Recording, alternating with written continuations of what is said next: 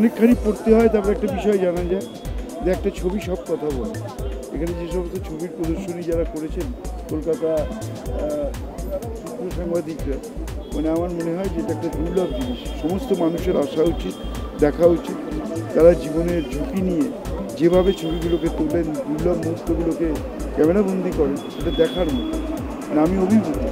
আমার মনে হয় যে আমি যার সঙ্গেই দেখা হবে আমি সবাইকে বলবো সরস্বতী ঠাকুরও দেখো, আর একবার এদের ছবিগুলো দেখে এসো। এবং এরা সবাই মিলে আজকে বাণীবন্দনায় ভর্তি হয়েছে। সবাইকে অসংখ্য ধন্যবাদ। সত্যি একটা ভালো জিনিস কলকাতার মানুষকে উপহার দেওয়ার জন্য।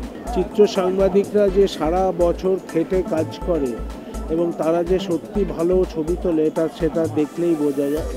এবং দেখুন, এটাও একটা ঠিক যে চিত্র সাংবাদিকরা সব ডিফারেন্ট হাউসের, সবাই আলাদা, কিন্তু এই এক্সিবিশন করার সময় তারা যেভাবে সংঘবদ্ধ হয়ে এবং নিজেরা একসাথে হয়ে এই এক্সিবিশনটা করছে, এটা সত্যি খুব প্রশংসনীয়। এবং আমি তো দেখেছি যে চিত্র সাংবাদিকরা যদি এক হয় তারা অনেক কিছুই করতে পারে। তো আগামী দিনে যদি তারা এক থাকে এবং এইভাবেই এগিয়ে চলে তাহলে আরও উন্নতি হবে এবং আমাদের এখানকার ছবির কোয়ালিটিও আরও ভালো হবে।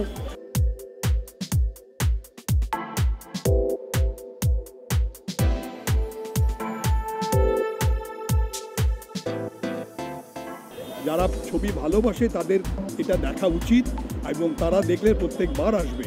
এখানে এত রকম বিভিন্ন বিষয়ের উপরে এত রকম আঙ্গিকে ছবি যে হতে পারে, এই টপ ফটোগ্রাফারদের পারফরমেন্স দেখলে তবেই বোঝা সম্ভব।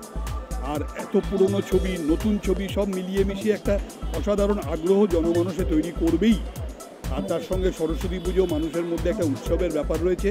আর আমি চাইবো এই ছবিগুলো দেখে জনমানসে আরও অনেক ছবি তোলার মানুষ এগিয়ে আসুন, ছবি তোলা শিখতে মানুষ এগিয়ে আসুন, ছবি তোলার জন্য একটা আগ্রহ তৈরি হোক, শুধু ছবি দেখার জন্য নয়। এরকমভাবে আমাদের বাংলার ছবি তোলা অর্থাৎ চিত্র সাংবাদিকতা ব্যাপারটা আরও এগিয়ে যাক।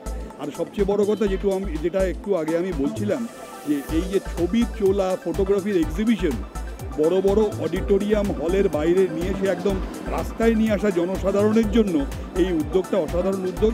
জনসাধারণ আসুন, মানুষরা আসুন, দেখুন কত ভালো ভালো ছবি। না এলে আমি বলছি যে আপনারা মিস করবেন। চিরঞ্জিতের রিপোর্ট, এস নিউজ।